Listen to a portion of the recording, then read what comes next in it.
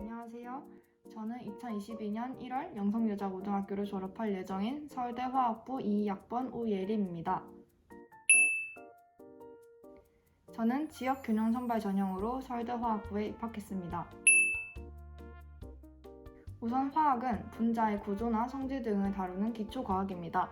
과목으로는 생화학, 무기, 유기화학 등등 있는데 이를 바탕으로 최근에는 의학, 약학, 에너지, 나노 분야로도 연구를 진행하고 있습니다.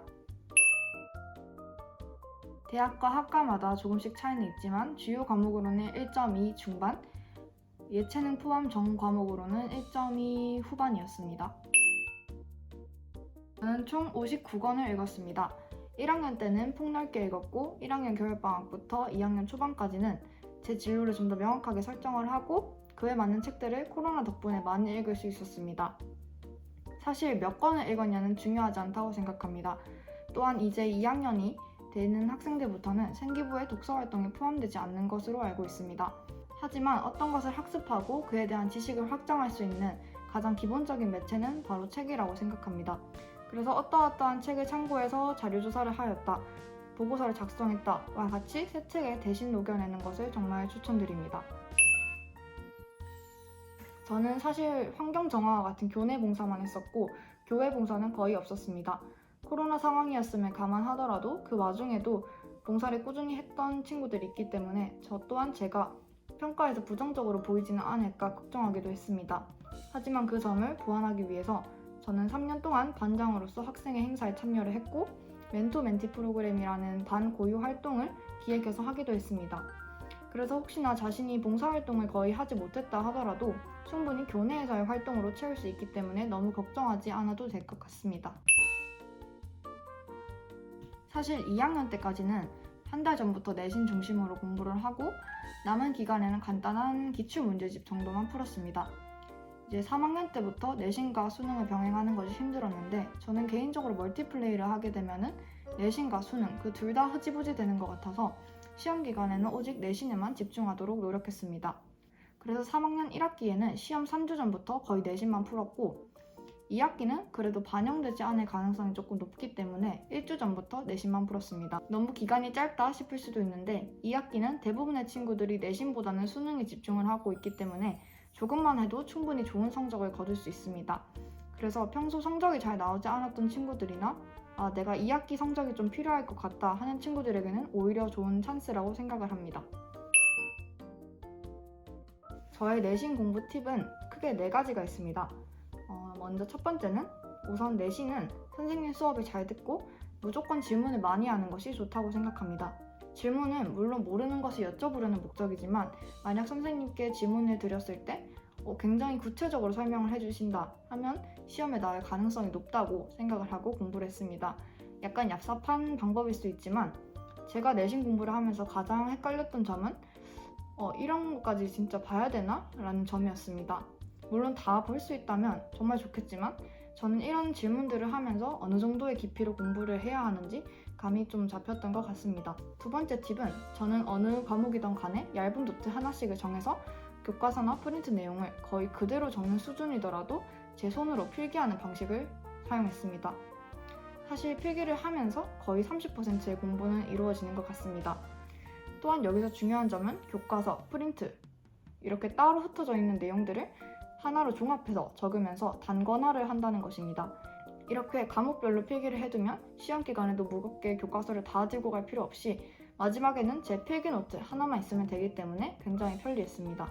시험 기간에 특히 추천드리는 세 번째 팁은 시험 며칠 전부터 전에 틀렸던 문제들에서 자주 반복되는 실수나 헷갈리는 개념, 선지 같은 것들을 A4용지 한 장에 다 적어두고 그 과목 시험 직전 쉬는 시간에 읽는 것입니다. 꼭 예쁘게 적지 않아도 되고 정말 마지막 확인을 한다는 용도로 사용했습니다. 사실 시험 직전 쉬는 시간이 가장 중요한 시간임에도 불구하고 정말 쉽게 보내버리는 경우가 많은 것 같아서 그 시간을 허비하지 않기 위해서 이 방식을 사용했습니다. 시험 기간 추천 팁 네 번째는 시험 기간이 2주 정도 남았을 때는 저는 A4용지에 과목별로 시험 범위와 그 범위에 해당하는 문제집, 프린트 등을 적고 한 번 보면은 빨간색으로 표시를 하고 또 두 번째 봤으면은 파란색으로 표시를 하면서 색깔을 다르게 해서 표시를 했습니다. 그렇게 하면 어느 정도 공부했는지 제 공부 진도도 볼 수 있었고 좀 덜 봤다 하는 과목은 쉽게 파악해서 보충할 수 있었습니다. 혜택을 위해서는 지속적으로 탐구를 이어갈 수 있는 소재를 선정하는 것이 가장 중요하다고 생각합니다. 저희 예시를 들자면 저는 1학년 때는 교과서를 통해서 나노 입자를 활용한 약물 전달 시스템에 대해서 알게 되었습니다. 그래서 2학년 때는 실제로 나노 입자가 우리 몸속으로 들어갔을 때의 나노 입자의 특성, 독성과 같은 부작용에 대해서 조사를 했고 3학년 때는 이러한 부작용을 해결할 수 있는 나노 입자를 조사를 해서 그것을 알츠하이머병이라는 특정 질환의 치료를 위해서 사용할 수 있도록 연구하겠다는 내용을 담았습니다. 이렇게 전학년 내내 꾸준히 탐구해야 좀 더 생기부가 유기적으로 보일 수 있는 것 같습니다. 저는 그런 소재들은 주로 교과서에서 단원이 끝날 때마다 소개되는 단원 마무리나 실험, 또 과학 잡지에서 찾았습니다. 전문적인 지식들은 위스라는 논문 사이트가 있는데 거기서 논문을 찾아서 완벽하게는 이해하지 못하더라도 그걸 참고하면서 보고서를 작성하기도 했습니다. 또한 2, 3학년 때 실시하는 공동교육과정이라는 프로그램이 있는데 이 프로그램에 참여하면 이 또한 세특의 기재가 됩니다. 그래서 평소 자신이 하고 싶었던 심화 주제를 탐구할 수도 있고 그것을 세특에도 넣을 수 있는 공동교육과정 같은 프로그램에 열심히 참여하시면 좋겠습니다. 그리고 이러한 프로그램은 꼭 해야 하는 것이 아닌데도 자신이 자원해서 자신의 시간을 할애해서 했던 것이기 때문에 이런 것들을 수강한다면 평가에서도 좋은 평을 받을 수 있으리라 생각합니다. 사실 코로나는 모두 똑같이 겪는 것이기 때문에 코로나 때문에 이것도 저것도 할 수 없네 하는 것이 아니라 그냥 주어진 상황을 받아들이고 그 상황 안에서 할 수 있는 것들을 찾아서 최대한 했던 것 같습니다. 사실 저도 1, 2학년 때는 플래너를 열심히 손으로 써서 실제로 도움이 많이 되었습니다. 간략하게 보여드리자면 저는 3년 동안 오늘 공부라는 플래너를 사용했습니다. 저는 하루하루가 한 페이지로 되어 있는 그런 플래너보다는 일주일치가 한눈에 딱 들어오는 플래너를 원해서 이걸 썼습니다. 공부 계획 밑에는 주로 파란색으로 이렇게 수행평가와 같은 것들을 적어두었습니다. 또한 저는 스톱워치를 활용해서 플래너를 작성하는 것을 추천드립니다. 이렇게 스톱워치를 활용하면 좋은 점은 어느 정도의 양의 공부를 할 때 어느 정도의 시간이 걸리겠다라는 것을 대략적으로 알 수 있다는 점입니다. 그러면 계획을 세울 때에도 오늘은 어느 정도 시간이 있으니까 어느 정도 공부를 할 수 있겠다 이렇게 감이 잡혀서 플래너 작성에도 편리했던 것 같습니다. 이렇게 연필로 시간표를 채운 것이 실제로 이렇게 공부했다가 아니라 저는 전에 스톱워치로 잰 시간들을 참고해서 그 전날 밤에 내일 이렇게 시간 분배를 해서 공부를 하겠다를 미리 표시해 둔 것입니다. 이렇게 하면 그 다음날에 나 뭐 해야 되지? 이렇게 고민하지 않고 미리 어제 계획을 해둔 대로 할 수 있기 때문에 시간을 많이 절약할 수 있었습니다. 3학년 때는 수능 특강, 수능 완성 PDF를 볼 일이 많아서 제가 아이패드를 많이 사용했기 때문에 플래너 템플릿을 인터넷에서 다운받아서 패드로 간략하게 플래너를 작성했습니다. 슬럼프라는 것은 노력에 비해서 결과가 나오지 않을 때 온다고 생각합니다. 저는 결과가 크게 나빴던 적은 없다고 생각을 하지만 그 결과를 얻어내기까지 체력적으로, 심적으로 많이 힘들었습니다. 저는 두통이 잦았었는데 단순히 머리가 아픈 것으로 끝나는 것이 아니라 살짝 머리가 아파지기 시작하면 오늘 하루 공부를 다 망쳐버릴 것 같다는 그런 불안감까지 오기도 했습니다. 저는 그래서 그럴 때는 맛있는 음식, 또 제가 좋아하는 음악을 들으면서 과감하게 휴식을 취하기도 했고 또 오늘의 목표를 수정해서 좀 더 가볍게 할 수 있는 것들을 먼저 하기도 했습니다. 또한 저는 카페, 스터디 카페, 독서실 등 장소를 바꾸면서 어디서든지 공부하려고 노력했습니다. 저는 특히 카페에서 공부하는 것을 좋아했는데 커피도 마실 수 있고 또 적당한 소음이 있기 때문에 잠도 덜 오고 좋았습니다. 하지만 저 또한 만약에 조용하게 모의고사를 풀고 싶어서 스터디 카페에 갔을 때 소음이 들리면 굉장히 스트레스를 받았었습니다. 하지만 학교 시험을 칠 때도 수능을 칠 때도 언제나 내가 원하는 이상적인 환경이 제공되리라는 보장은 없기 때문에 환경적인 것에 그렇게 크게 신경을 쓰지 말고 스트레스를 받지 말자고 생각하셨으면 좋겠습니다. 저는 아침밥을 잘 먹는 것이 정말 중요하다고 생각합니다. 저 또한 중학교 때까지는 아침을 전혀 먹지 않았지만 고등학교에 들어와서는 아침을 먹지 않으면 점심 전까지 힘이 너무 없어서 저는 꼭 먹었고 시험 기간에는 특히 더 챙겨 먹었습니다. 그리고 저희 학교는 체육이나 무용과 같은 예체능 과목들이 정말 알차게 짜여져 있다고 생각을 합니다. 그래서 시험 기간이더라도 이러한 시간들을 공부를 하지 못하는 시간으로 생각을 하기보다는 체력 단련 시간으로 최대한 활용하자고 생각했습니다. 또한 점심이나 저녁을 먹고 강당에서 가볍게 탁구를 친다든지 배드민턴을 친다든지 하면서 스트레스도 해소하고 체력도 길렀습니다. 특히 1, 2학년은 시험 말고도 수행평가와 같은 과제들이 정말 많기 때문에 누가 더 잊지 않고 꼼꼼하게 챙기느냐가 관건이라고 생각합니다.